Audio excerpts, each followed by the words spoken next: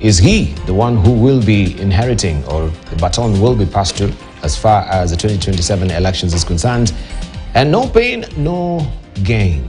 The 2.7% tax for UHC, and you can see Punda amechoka kweli, right? You have the 2.5% housing levy that also you should be tightening your belt, looking at the Standards headline today that will be coming in to pop, or will be popping out from your payslip.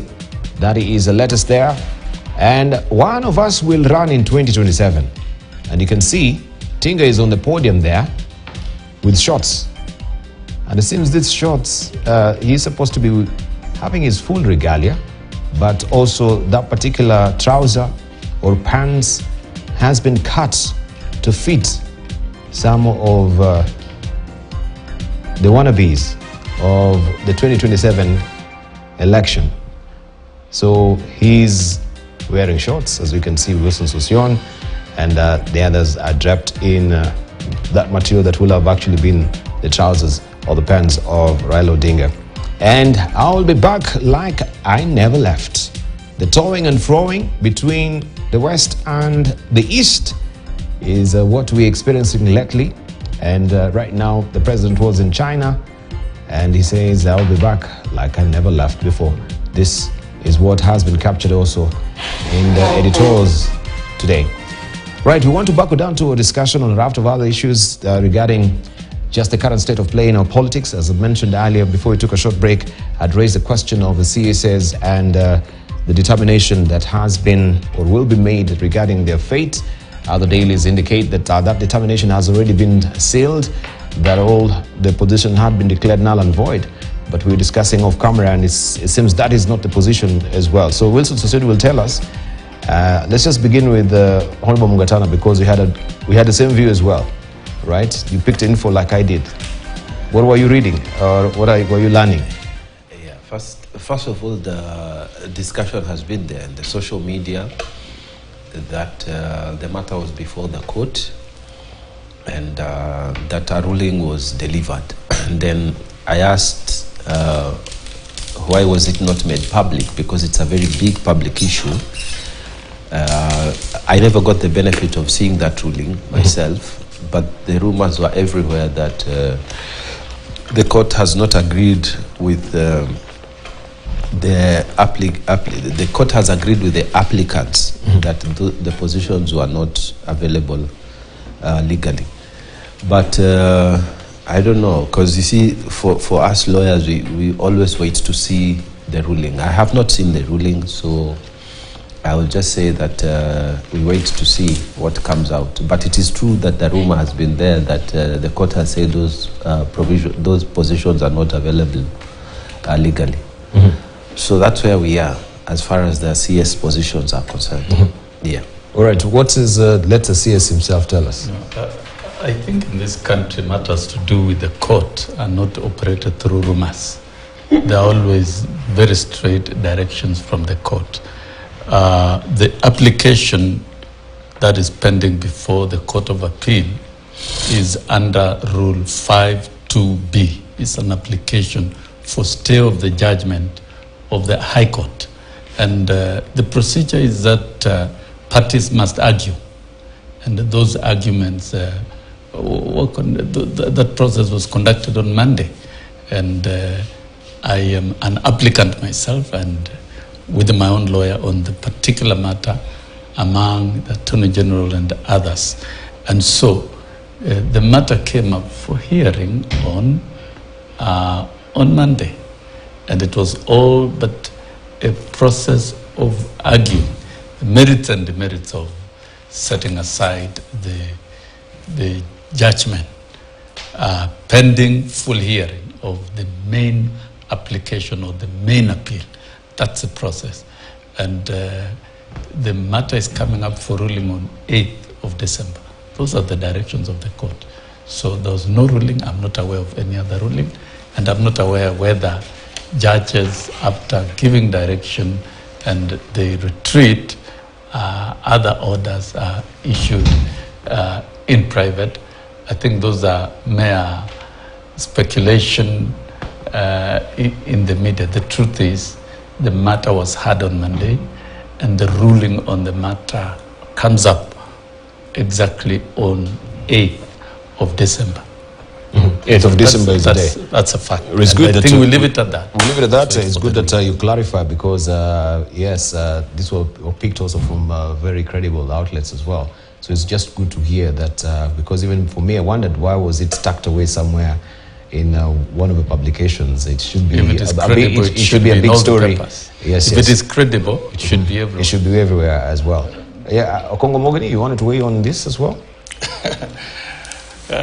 Not really, but we know the Court of Appeal has really been on the spot. Oftentimes, you get a good judgment in the High Court, especially against the executive, and it is set aside by the Court of Appeal. And there has been some, political pronouncements that were pointing to a direction of maybe the court setting aside that judgment of the High Court. But these are good clarification that has been made by Honorable Sosion. But I guess maybe the expectation from the applicants, and I'm told Sosion had his own lawyer, was an applicant. Maybe what they anticipated was to get a stay pending the determination of the Court of Appeal on that application under 2B. Maybe because that was not given. Mogene's imagination. Because that was not given, I think social media must have picked it that they have been denied that chance of getting a stay. But this has been a very long debate, this issue of cabinet administrative secretaries.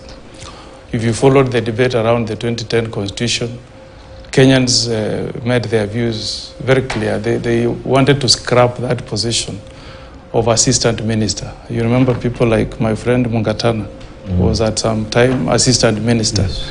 But during the Bomas debate, Kenyans expressed themselves and said assistant minister's position does not add value to the executive, and that position should be done away with. So when we enacted the new constitution 2010, that position was done away with. Then, if you remember BBI, we revisited and said we create a position of assistant minister, which was called deputy cabinet secretary. It was there in BBI.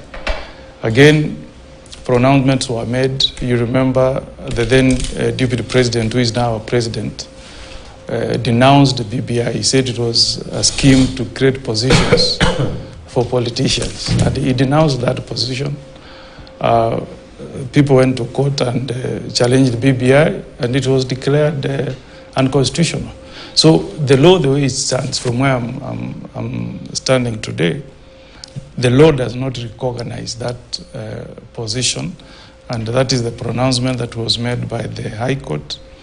And I think the Court of Appeal, I don't want to really anticipate what the ruling would be, but it seems like the Court of Appeal declined to allow the application under 2B to stay that judgment pending the final determination.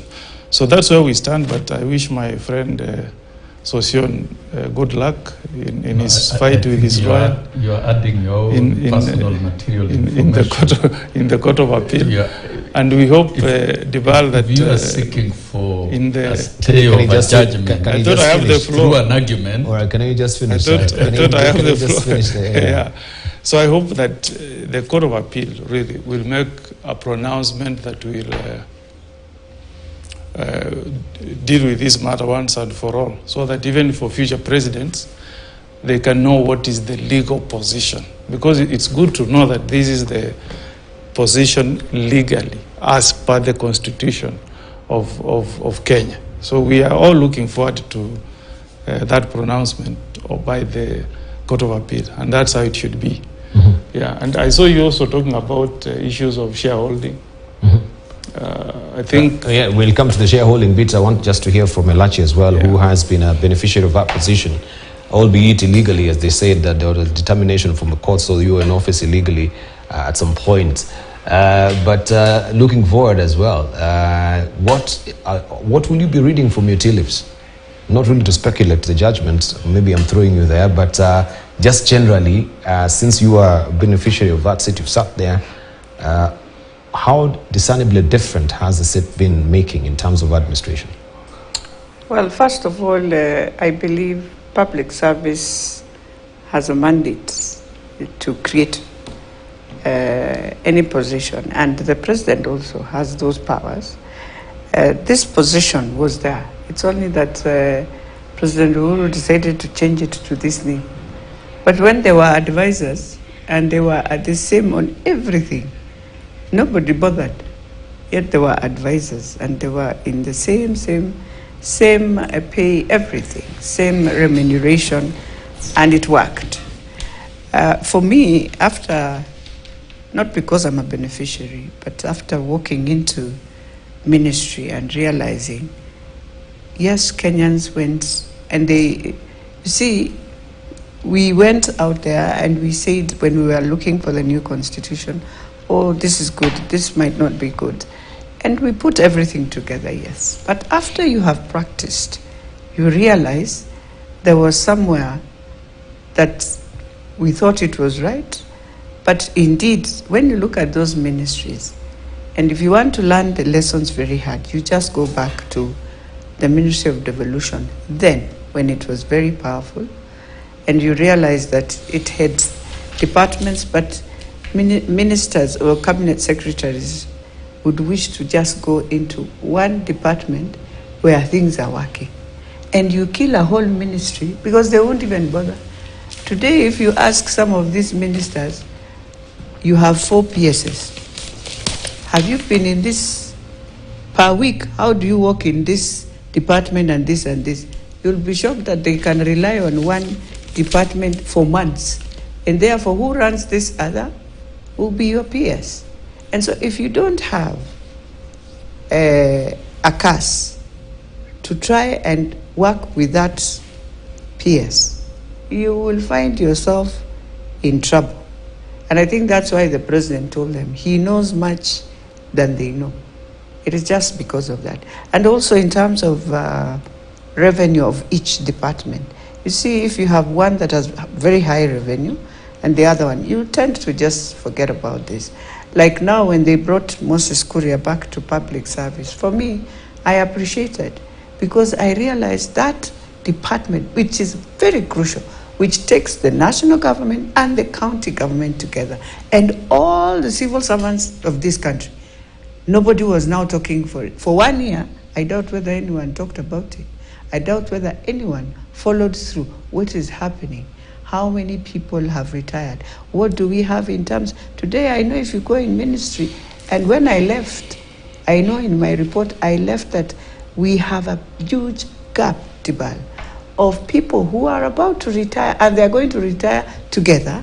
And because for 10 to 15 years, former public head of public service had carved in terms of employment, we are going to find ourselves again in a crisis where you're bringing in young people, but you never allow them to come in early, to mentor them, to train them so that they can take over.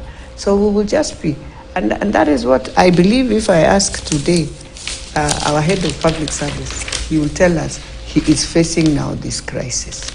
So for me, the CAS position is critical in terms of service delivery. So that if the CS is busy on one side, you have a deputy who can pick on these other issues.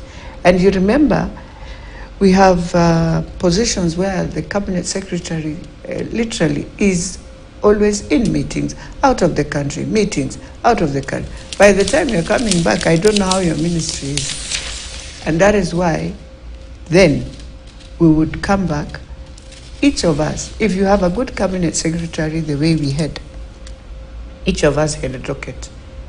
But you have to deliver in that docket. You must bring results. So you are under a performance contract where you give in results and you are able to appraise your cabinet secretary every week. Like every Monday, 6, you start your meeting. All right. So for me, the 22, I believe at that time, the courts had now agreed and regularized, and that is why they told Public Service Commission that you are the ones who have to go through, ensure the process of recruitment is, and I'm hoping the Court of Appeal will look at their same judgments that they had before, because I don't know, and then because you look at facts as you come in. When you are at the Court of Appeal, look at facts, see whether it will work, and allow. I don't agree with the 50, but I think the 22, whoever they will say, we deserve to have better services, or else these ministries are going to be a nightmare. What was the determination of the court regarding the 22? At that time, they were told. That is why, you remember, in the beginning, the former president just picked. But you see, now they were told you have to go through public service and you have to go through a recruitment process where everyone applies, every Kenyan applies, and then they shortlist. Mm-hmm. Yeah. So that is the current situation right now. They have to go through. Yes. They went through public service. This 50, there was a process that went on in the papers and all that. If they were 22, I believe today they won't be in court. Yeah, I wanted just to ask for the 22, because you also, as well, as we are just winding up on that bit, you, the 22 that were in the that's why I'm saying for us, we were offered, we never went through public service. We never. Yes, that's why the courts had an issue. And that is why they were told now, going forward, you regularize by ensuring you follow the process and follow the guidelines of public service, how you are employed to join public service. Right. You wanted just to have a the Employment and Labor Relations Court gave clear guidance and a judgment on this particular matter of establishing the offices of the CS and authorized the public service to proceed and advertise competitively for the position. At that time, the president's complementary request was 23 CSS, and that was granted. But fast forward to what Omugen is talking about, that there was some fishing expedition expecting some orders. You cannot get orders when you are applying for the same orders through a process of argument under Rule 52B. At the lower courts, you can instantly get orders and reliefs and stays. But at the Court of Appeal, you must apply, because it's about setting aside a judgment that has already been decided. You must apply, you must argue for the same, and wait for the delivery of the judgment on that application for stay. That's the process. There are two lawyers in the House, they know it, and if there have been fishy ways of issuing reliefs while an application is still pending on the same, I think that is a little bit strange. But I agree very strongly with the experience and expertise of Honorable Elijah, having served as the Chief Administrative Secretary. And they were 41 during Uhuru administration, and they served the full term.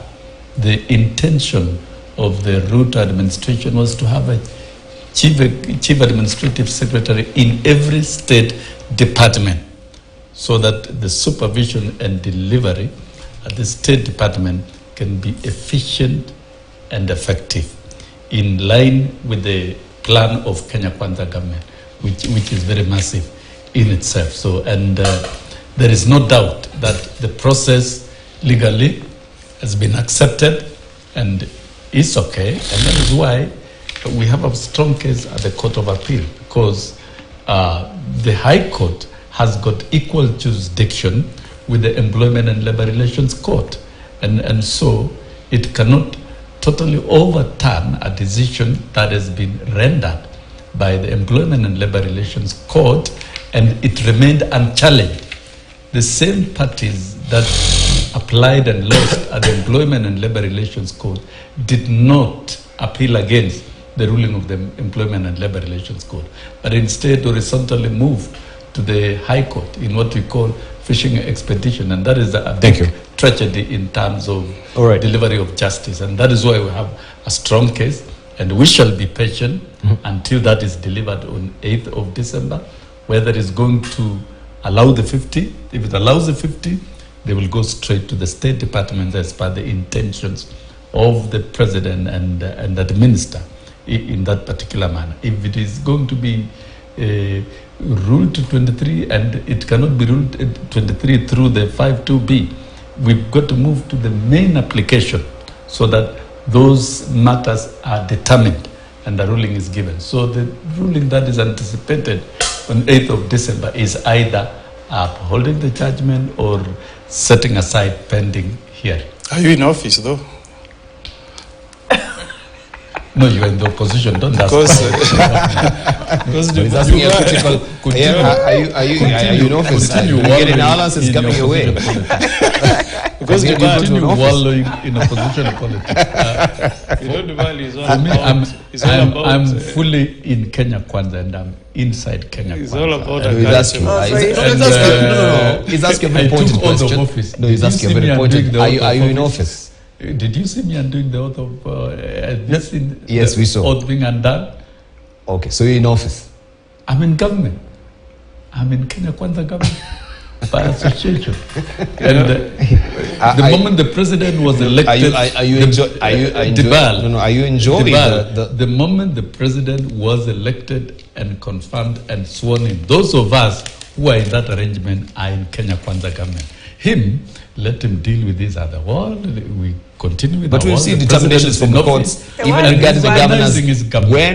When anything is pending, of course, a court hearing or a determination, you keep away from the office. And government is why those. No. You don't enjoy also the trappings of the office. Yeah, the tea and the transports. You know, you keep off from the office. I'm in Kenya. And I'm in Kenya Kwanza government. You're in Kenya? Yes, I'm in Kenya and I'm in Kenya That Kwanza happens government. only in Kenya? Yes. Yeah, that is what you are saying, you're in Kenya. I'm in Kenya and I'm in Kenya Kwanza government. What is this trouble?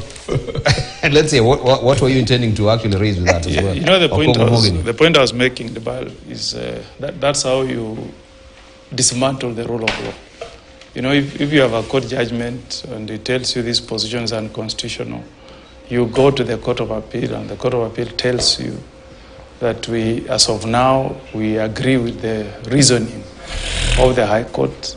But you have my good friend Honorable Sosion who tells you as the Court of Appeal by virtue that they agree. By virtue of the fact that don't give misinformation. I mean, don't be politically mischievous. Can he just on finish? This particular matter. No, he's being politically mischievous, and I don't think. Let him have his floor, please. Well, for the few times I've been to this show, you have had very good moderation of the debate. I don't know what is happening with Honorable Sosion this morning. But you know, of course, that's a very sensitive issue for Sosion. It's dear to his heart, so you'll allow him. Yeah, just allow him. Just for this. Free space. Okay, can you finish that? Mislead the public. I can donate 1 minute to him. He says everything he wants to say. Then I can get back to say what I want to say. All right. He has 1 minute. He's donated 1 minute. Say whatever you want to say. He's misleading the public. After which you keep quiet. I also make my point. Okongo Omogene should stop being mischievous in this show on this particular matter that does not concern him. He's not part of Kenya Kwanza government. He's part of Azimio. So he should just stick to that and leave the Kenya Kwanza government to do its business, and everything else will formation of government. But isn't that the role of opposition to query some of those questions that are actually peppered your way? No, but with facts, with accurate data, not mischief. All right. Yeah. You've had I think we are people of integrity even when we come to this show. I've had. I know I apologize to you, Honorable Sosion. I know it's a bit uncomfortable, especially if there are Kenyans who work with you in the office and they know that maybe you were in the office last week. Which office? So when you're on this public, widely watched TV station, you may be a bit uncomfortable and you want to look very honest to Kenyans. If you are in office last week, you ought to tell Kenyans, I'm still attending office despite that court judgment, which would be a tragedy, because we all must respect court orders. If you go to a court of law and a court tells you that the position you have been given by the head of state is unconstitutional and by extension null and void, you ought to respect that decision. And I believe even our president, who carried the constitution, swore by the Bible, wants to build a culture where we respect court decisions. The alternative will be creating anarchy, because Kenyans who are below us watch what we do. I mean, if they see you defying court orders and creating that culture of impunity, there will be a trickle-down effect. I'm sure even the Court of Appeal will be extremely uncomfortable if they were to learn that the decision they have made as a court is being defined. But the other point I wanted to make. No. Let me just latch on that a bit. Why will they be actually disappointed? And we had also the CSOs who had set the precedent. Despite the fact there was a court ruling as well, they were still in office until the end of it. So this is not a Sossion issue. It has been set before by the previous CSs. There was determination from the court, but still they were in office. So they are just picking up from where the previous administration left. Let him finish. I'm asking him, then you come to you. And Elijah should also respond. Let's be serious, Kenyans. You know, this show, as I always say, is watched by many Kenyans. You have gone to court to challenge a position that has been pronounced by the President of the Republic of Kenya. You have appeared before a High Court of Kenya, created under Article 165. That court has made a pronouncement telling you that position is unconstitutional, it is null and void. That's the High Court of the Republic of Kenya. There is a difference between courts exercising jurisdiction under Article 162 on environment and land issues, on labor and employment issues. Then there is a special court created with a special jurisdiction under Article 165 to interpret the Constitution. And under the Constitution of the Republic of Kenya, as a senator, I've got no mandate to interpret the Constitution. Neither the executive. The president cannot interpret the Constitution. The only authority that has been conferred with that power is the High Court of the Republic of Kenya. So that matter was added under Article 165. The other one may have been added under 162. That's dealing with employment issues. But on issues of application and interpretation of the Constitution, the right forum is the High Court created under Article 165. That pronouncement has been made. That's why, Deval, there are people who have gone to the Court of Appeal, including my friend, Sossion. It's because he knows if they don't interfere with that decision, their position will be null and void. You may find tomorrow another entity coming in, maybe ethics and anti-corruption. That's why we have Leadership and Integrity Commission to follow up and see did maybe public service or relevant ministry abide by the High Court decision. Everybody, day in, day out, you get decisions from court you don't agree with. There are many Kenyans, Dibal, who own properties where ethics and corruption has gone to court, and the court has made a pronouncement that that particular piece of land belongs to the public. You respect it. You don't say that me, I'm already in occupation in that land, I will not move out. You respect the court decision. And I think if we want to build a good culture in this country, the least we can do is to respect court decisions. Right, yeah. Please, yeah. I just wanted it to be understood that the government of Kenya, the current government, actually respects court orders. And from where I sit, I know that as it stands now, the order that was there was not saying that the oath has been negated. The oath of office that Honorable Sossion and the other colleagues took has been negated. But they said that there were specific orders that, like the Law Society sought, there should be no payment of allowances, no whatever execution of duties, salaries and whatever benefits that should not be paid pending the determination of this matter. And I think by and large the order has been respected, and Honorable Sossion will tell you that. So I don't think we should give the impression to the public that this government is not obeying court orders, because we are obeying the court orders. And if it was true that our colleagues who are CAS are actually being paid and they are having all those benefits, Honorable Senator Mogeni would have been the first person to file a statement in the Senate to say, why is the government disobeying court orders? Or Opio Wandai down in the National Assembly, they would be there with the evidence. But because it's not being done, it is not true that we are disobeying court orders. This government, I think the president was very clear that we will be respecting court orders, even when we are not happy with them. That's why we are saying We are building a culture of respect, because without law and order, like Honorable Senator Mogeni said, we will not be able to rule this country or to give proper direction in terms even of development if we don't follow the law. So I know that our colleagues are in a very difficult position. They are like in that position of the people who are appointed judges, and then the administration of Uhuru Kenyatta refused to acquiesce. Yeah. So it was like, okay, you are a judge, you are not a judge.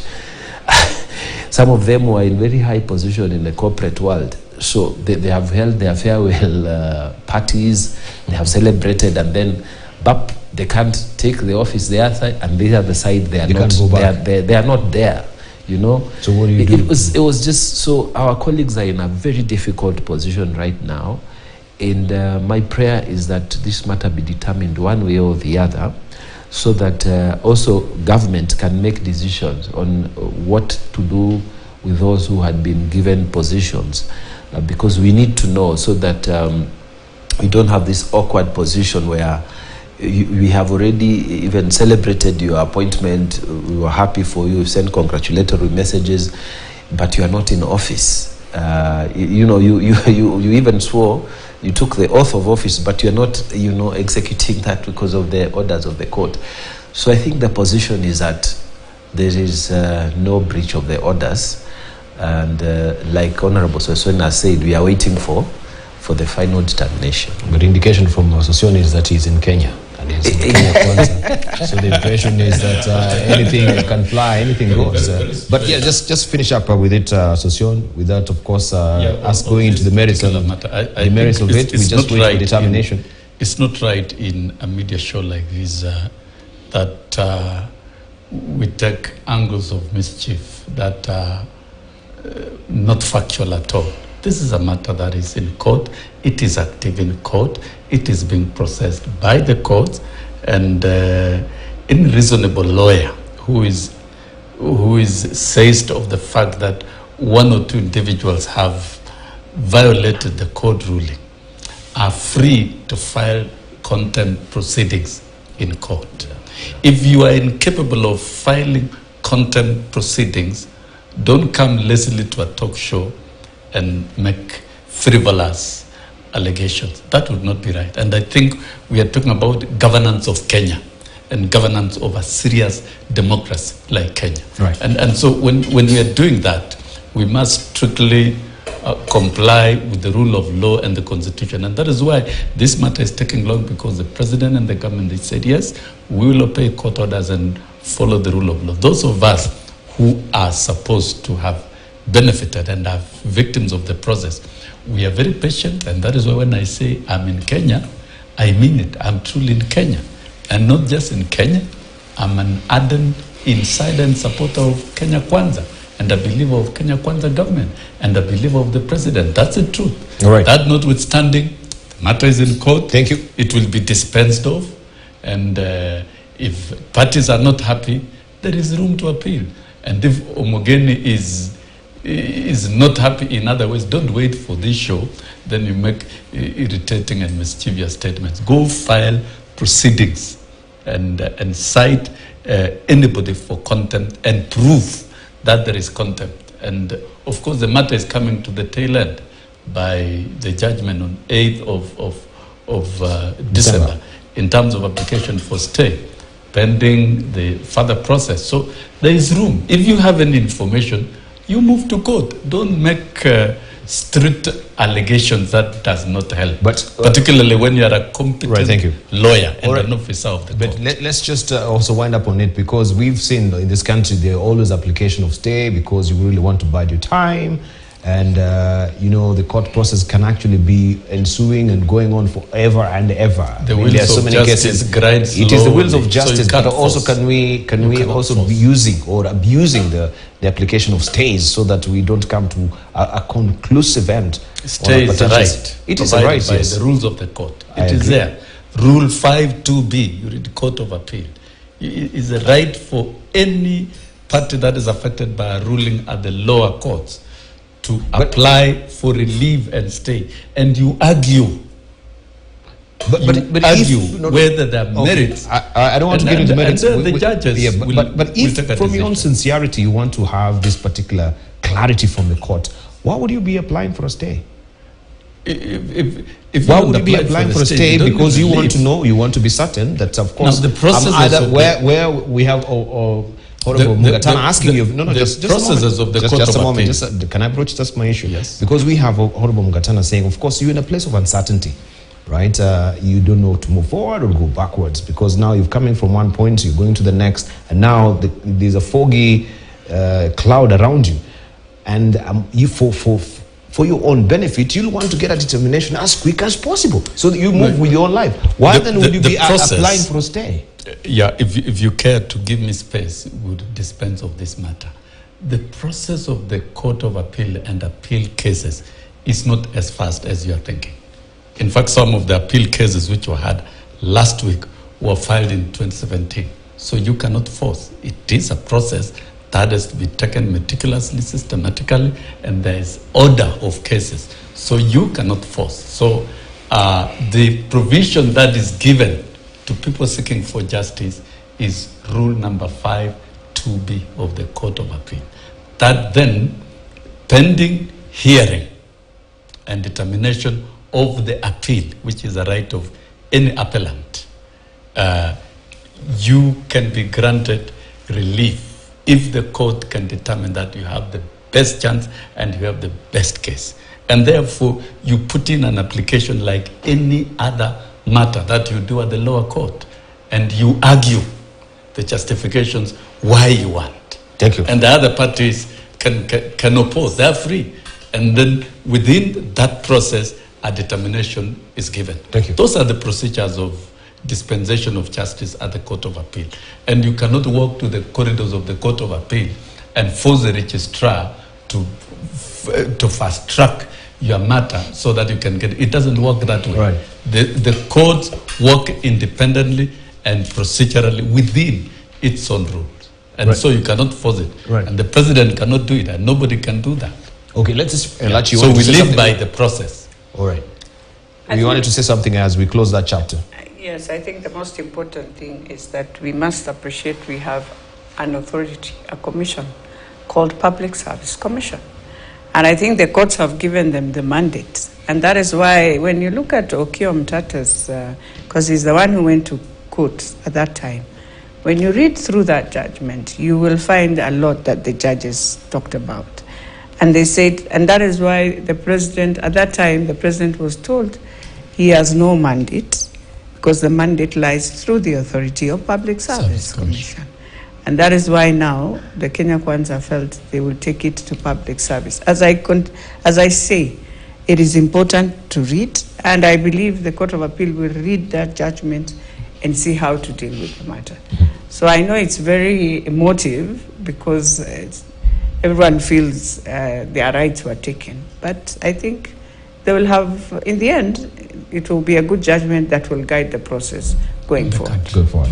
All right, Kongo Mogini, you wanted to comment on the shareholder narrative as we move forward, also to why Azimio is hesitating or raising hesitation to go to Naivasha because of Sabina Chege's post.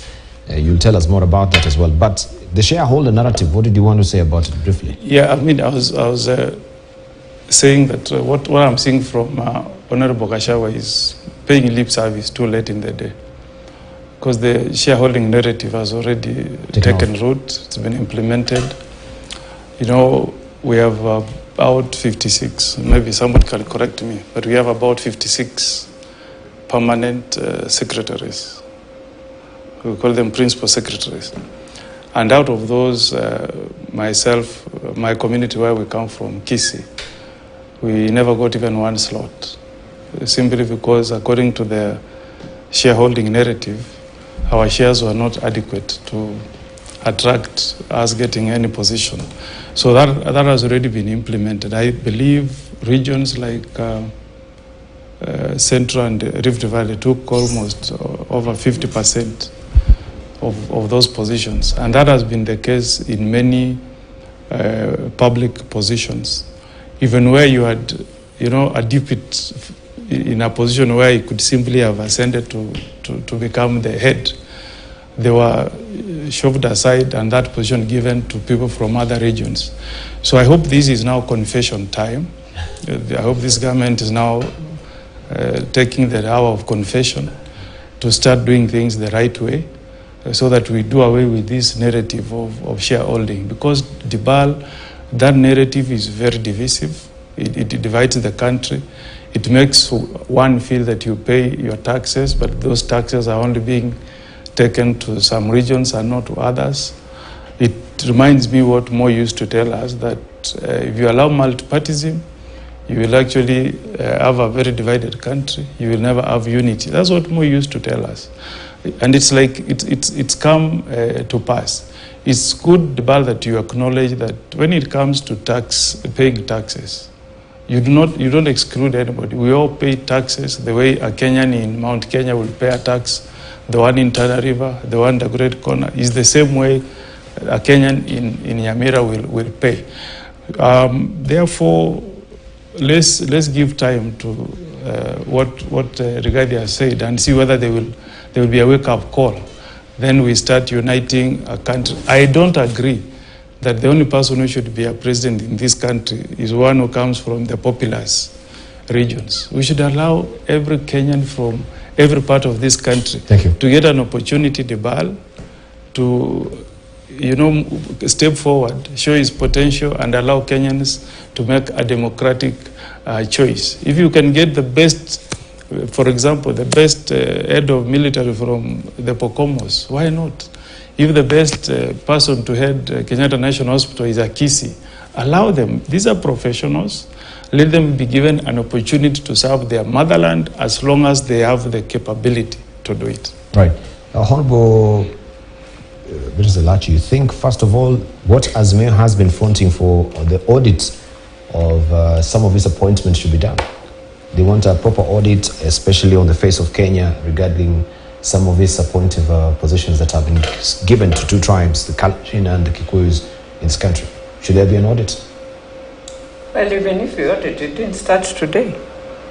It started way back. I think the only president who tried many of these things, not even who tried, I think even if you check from Kibaki's time. But from their assessment that the uptick has been exponential with this administration than previous administration. As you can see, we've worked for more to... Actually, this is the first time for the Kisi region we have failed to get a position of PS since independence. This is the first time ever. Well, now when we audit, which I agree... From the Mijikenda as well, they can always even... So I think, I don't know, maybe I'll make a comment after my colleague. Let's hear from... We will audit, yes, but you see, some of these things is just good governance. And I believe if you want to be a country that is very inclusive, and after we went through what we went through in 2007, I believe we brought in a law and said we must try and balance all regions, because those are some of the things that brought a lot of conflict that we had. So I would say there are many lessons we are learning now. And I didn't know, I've never really looked through. I think I'm very biased. What I normally look at is women. You see, for women, we don't look at which tribe they are coming from. But when I hear Senator saying that, then it strikes my head. Are we the same party, by the way? What do you... Yeah, we are the same party. Why? You're just confirming. Where the sentiments are leaning. These are matters we have. These are matters that our coalition has with the majority shareholding taken position on. So no, we've taken position on it. But my question comes after we have audited, because we have done so much. We keep on raising so many issues. But we need to put one on the table and say we have won this, and we put it in the basket and win it. We are not just doing it for PR. Okay, that is me. That's why I always say sometimes maybe I'm a bit, I look at things a bit different. I want to see, I want to see as if we are going to audit, then what next? We must push and gain and give people that gain. Right. That is what our people will want to see. Right. But we push our people, and then in the end, we just tweet. It's like a political thing. just for purposes, and we finish and we leave.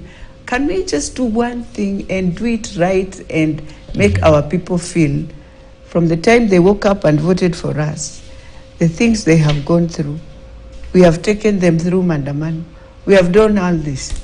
We want to give them, we must give them one gain. So I want to tell our male colleagues, can we give our people one gain? So if we are going to audit this, we must be very serious. After the audit, we walk in court and file.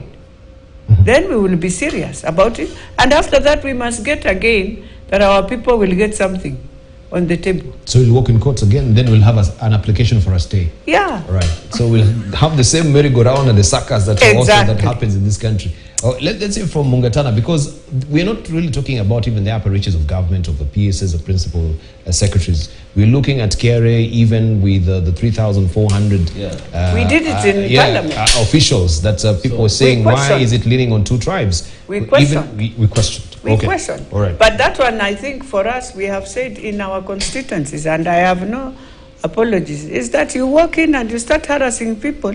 If you do not know the environment of Dagoretti North, if you are not a young person from that constituency doing that job, then you'll face people of Dagoretti North. Yes, because they were part to get the jobs also. So that is why, you know, when you are coming in our backyard to look for taxes, yes. So you need to know these people. Yeah. Because it's not about enforcement only. It's about how do you relate so that you create a conducive environment for people to give you that tax. But if you come in the market at 2 a.m. in the morning and start harassing Kina Mama in Kawangware market,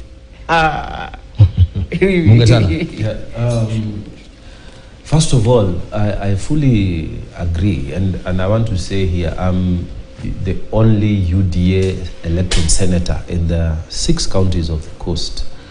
But I want to sincerely agree with those people who are calling for audit in terms of the recruitment, the recent recruitment in government positions. Because, you know, sometimes truth hurts, you know, and when it hurts, you want to find a solution to that problem, okay? We have been affected in Tana River, yeah? Yes, we got positions, some positions we got, and we are grateful to the president, but when someone says we need an audit so that we know how recruitment has been done, what are we afraid of? You know, if it's been done fairly and truthfully, let it all be known. Because one of the things that we have consistently said as people who come from the far-off areas and smaller tribes, we have been marginalized, and that is the truth. So sometimes it's true to know where is the problem, the sickness, and how we will deal with the sickness. You know, Chapter 9 of our Constitution deals with the executive. And Chapter 9, it says the national executive should have this and this and these principles. At Article 130, it says when you are constituting the cabinet, you should have a reflection of regional and ethnic balance across the nation. So that principle, because the cabinet is the highest level of government, of the executive, then it should reflect all the way down in public service, parastatal appointments, ambassadorial appointments. It should reflect. Now the problem is there is no framework that exists now, as we are talking legal framework, that exists now that determines, okay, that constitution has said we should reflect regional, tribal diversity, but there is no clear legal framework that has defined what that means. So it still means that if I'm president today, I can pick 1, 2 here and majority here, and I will still argue. And so that there's an argument because there's no clear legal framework. I will still argue that I have complied. You see, I'll go to parastatals, I'll go to the public service where I'm supposed to appoint, and I will do what I want and say the legal framework doesn't exist, and I will do what I think is my interpretation. So what I think we should do, and I think this problem will only be fixed if we are clear and we are honest. You know, Just like I've argued about IBC, I have said in the past that if the process is very transparent, then there'll be less argument. Arguments will always be there with politicians, but there will be less arguments. Like these elections, the results are being keyed in, so even when we went to court, there was really nothing to talk about. That's why the judges say it is hot air. Now, when we come to appointments, I think we should be that clear. So, we should create a framework that says, when the president is making those announcements, when the public service is making those announcements, when a minister who is supposed to appoint people in a board of directors is making those announcements, he should say the following, that we have, for example, if it's ministerial cabinet appointments, we have 47 counties. And this is now, you've just won the election. The framework should say, we have 47 counties and maybe 8 former provinces. From this, we have picked 3 from here, 3 from there, 1 from there, 2 from there. And as president, I have attempted to balance. Okay? So you don't have to agree with what I'm saying, but I've followed this framework. When it comes to ambassadorial appointments, we have done this from these 47 counties. They didn't get, and I think that's what the president was trying to do. Because like you will see, in the coast at least, those places that got like a CS, when it come to a PS, they never got, okay? The president, I think to a certain extent, he tried. But because there's no legal framework to clearly say, this is what I did when it came from CS, cabinet secretaries. But because this county didn't get, we got for PS this county, and so on and so on. For when it came to commissioners, for parastatals, for chairman of parastatals, this is how I balanced. And I'm not perfect, but this is the framework we did. So, you know, I think it is time we went and solved this problem of ethnicity, solve this problem by being open and clear. So that you say now, like Honorable Senator will say, we didn't get for PSS, but you got a CS.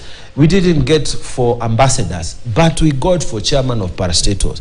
You know, I think what ought to happen, I think there's got to be openness and clarity. And it has to be clearly, the framework must be clear. Thank you. So that the president does not get accused of of favoring one side or the other. And I think it's time we really think of what kind of law we can put there, so that not only this president, but all future presidents, they must follow a balancing act, so that we interpret Article 130 of the Constitution in detailed form. Right. That way, we will deal with this problem of shareholding. And we want to know also the clarity when it comes to the CSS and those appointive positions that he doles out.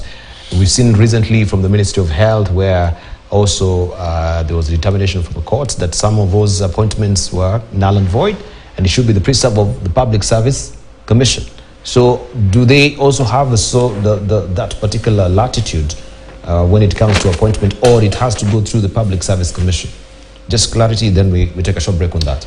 Yeah, I think this issue of shareholding is being taken to unnecessarily controversial levels. And if you look at what the president has done, I think he has tried to comply with the Constitution, ethnic diversity and regional representation in terms of formation of government. There are 3 things here, Deba, about government.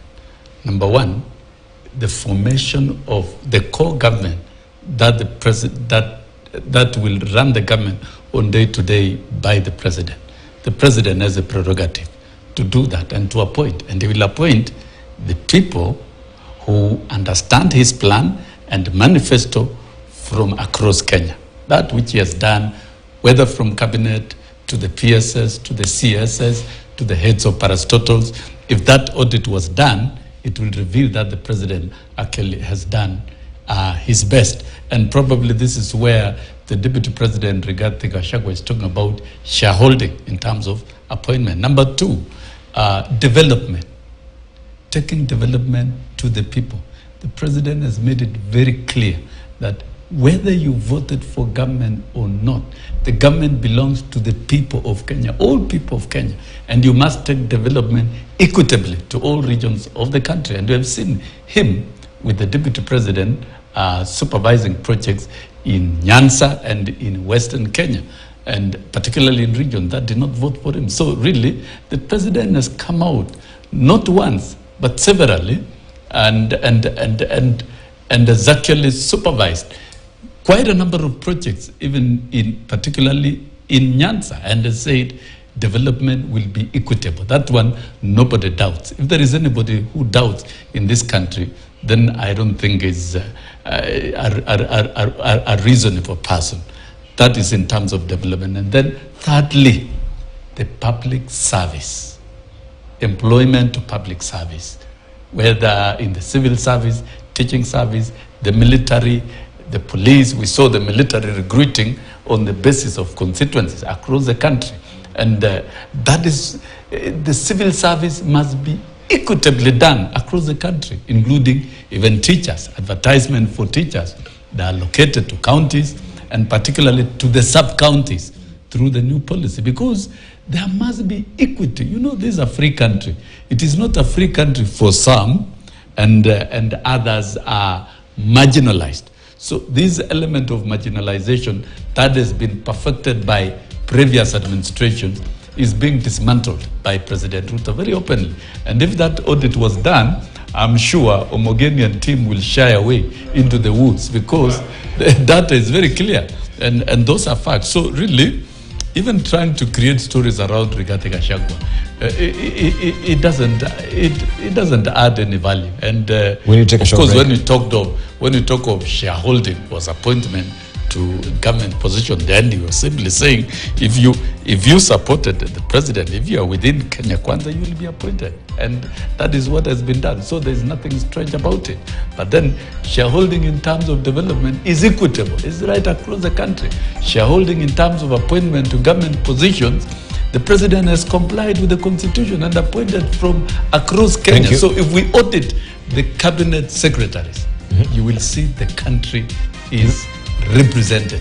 If we audit the principal secretaries, all the ethnic communities and regions are represented as far as possible. It's what we call as far as possible, and it's what Honorable Mungatano was talking about, that we really don't have the very specific in terms of legislation that would specify that you do it in this particular manner. The discretion is left to the president to invoke his own wisdom and appoint the people he feels are suitable. And I think the president has been very meritorious on ability, skills, and deploying people to the right officers based on their skills and ability from across the country without looking at ethnicity. This is one president who has attempted to destroy barriers of ethnicity and allow people to serve in his government. And I think he has scored it well. And what Gachagua is talking about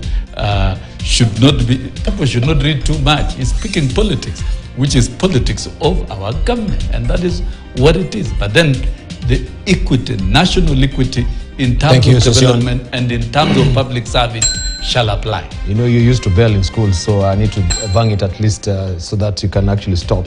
Thank you. Well, when we come back, we shall of course be looking at a lot of other issues as well as we wind up on that shareholders narrative. We hope right now it will disappear, since now it's become every Kenyan is an equal shareholder. But still, even looking at the ranks of the government when it comes to parastatals as well, will meritocracy and skill, as the way Sosion is putting it, also holding fort or taking sway as far as the appointed positions are concerned. When we circle back, we shall also hear from the chair of the ad hoc committee of the Shakahola probe. They've actually tabled a report in Parliament right now. We need to tease out and ask questions regarding that just briefly before we head over to where also Azimio and the National Dialogue Committee will be. Remember, tomorrow is the day until Saturday where they should be